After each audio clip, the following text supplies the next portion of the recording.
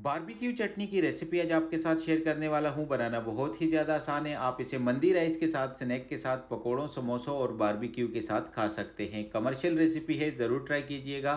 खूबसूरत से जूसर के अंदर आपने पुदीने के पत्ते शामिल कर देने हैं, अच्छे तरीके के साथ वॉश करके। इसी के साथ हम थोड़ा सा धनिया इसके अंदर ऐड करेंगे। 2 मीडियम साइज़ के आपने प्याज ऐड कर देनी है और 2 मीडियम साइज़ के आपने टमाटर ऐड कर देने हैं।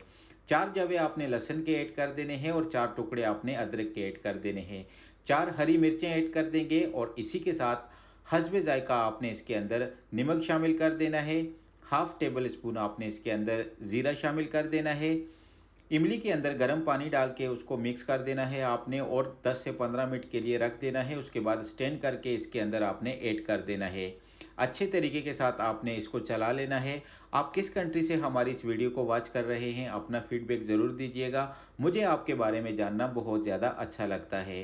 ज़रूर ट्राई कीजिएगा। एक कमर्शियल बारबेक्यू चटनी की रेसिपी मैंने आपके साथ शेयर की है और अपना फीडबैक ज़रूर दीजिएगा। Thanks for watching this video.